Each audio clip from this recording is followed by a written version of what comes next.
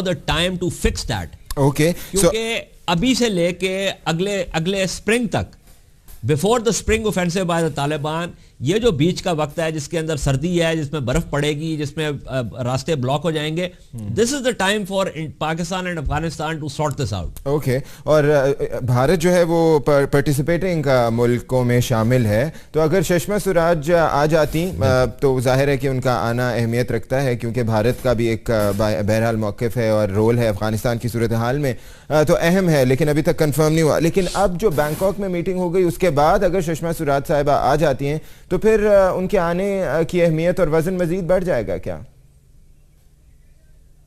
No absolutely, and it's very important. उसकी वजह यह है कि पाकिस्तान और इंडिया के ताल्लुकात की बेहतरी जो है जी, उसका एक बहुत गहरा ताल्लुक है अफगानिस्तान और इंडिया के और पाकिस्तान और अफगानिस्तान के ताल्लुकात के साथ. और जो ये इस्तांबुल प्रोसेस है, इसमें जो मैं let me just quickly read out the basic of this, कि the countries participating in the Istanbul process have agreed on the following 3 elements for the follow up to the Istanbul process. Alpha, political consultation involving Afghanistan and its near and extended neighbors. Bravo, a sustained incremental approach to implementation of the confidence building measures. CBMs identified in the Istanbul process document.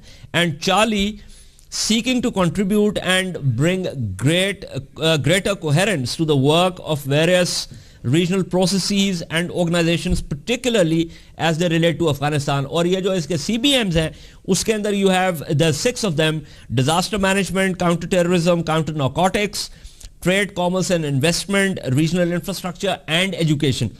और इसमें जो रेका 6 में जो अशरफ गनी साहब की जो तकरीर थी उसके अंदर उन्होंने बिल्कुल क्लियर एक चीज की थी कि there are 2 options. One is that you treat Afghanistan as a roundabout, कि जिसमें आइडियाज आते हैं, आइडियाज बाउंस बैक होते हैं towards all directions, और you push Afghanistan into a cul-de-sac, यानी कि उसको बंद गली में आप डाल दें. तो ये एक बहुत अहम चीज है और इसमें एक बहुत let's be very honest and clear about this, कि इस सारे मसले में एक जो बुनियादी चीज है उसका ताल्लुक जो है वो इंडिया और पाकिस्तान के ताल्लुकात के साथ है.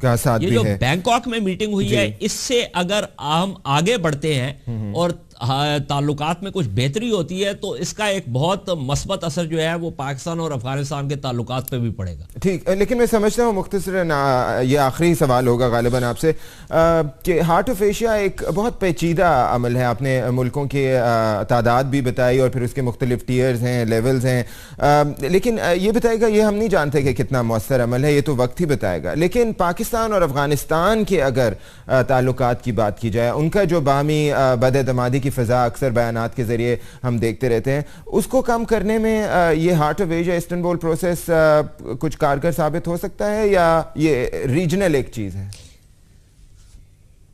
देखें, ये तो एक फोरम है ना जिसके ऊपर आपके पास साइड लाइन्स के ऊपर ये जो है मिनिस्ट्रियल जो वो होगा. इसमें ये भी बात हो रही है, चाइना के फॉरेन मिनिस्टर ने कंफर्म कर दिया है, अभी तक ये नहीं मालूम हुआ कि whether John Kerry is coming और नॉट, बट एनीवे इसमें बुनियादी तौर पे जो बायलैटरल जो है उसका इसके ऊपर मस्बत असर होगा, इसका बायलैटरल के ऊपर मस्बत असर होगा. बट अहम चीज़ ये है कि अशरफ गनी साहब की एक स्ट्रेटेजिक विजन था, उनकी पोजीशन जो है वो गैर मुस्तहकम है अफगानिस्तान के अंदर, उनकी पोजीशन जो है मज़ीद गैर मुस्तहकम हुई है जो तालिबान की तरफ से हमले हुए हैं. उनको शिकायत ये है और उनके जो लोग हैं उनको शिकायत ये है, क्योंकि उनके मुखालफिन जो है उनके ऊपर बहुत दबाव डाल रहे हैं, उनको शिकायत ये है कि पाकिस्तान ने जो डिलीवरेबल्स करने थे, देने थे, वो नहीं दिए. हमारी शिकायत यह है कि भाई हमारे ग्रुप्स के बेशुमार लोग बैठे हुए हैं, जैसे मैंने आपको पहले कहा कि नूर करीम का जिक्र आया, बज़ाब्ता नाम के साथ जो एनडीएस का बंदा है उसकी फजलुल्लाह के साथ मुलाकात हुई कि ये लोग बैठे हुए हैं. मैं ये समझता हूं कि ये जो टेक्टिकल जो अप्रोचेस हैं इनको खत्म होने की जरूरत है, ताकि एक जो ब्रॉडर स्ट्रेटेजिक विजन है उसके नीचे जो है वो पाकिस्तान और अफगानिस्तान के ताल्लुकात जो है वो अनफोल्ड हो.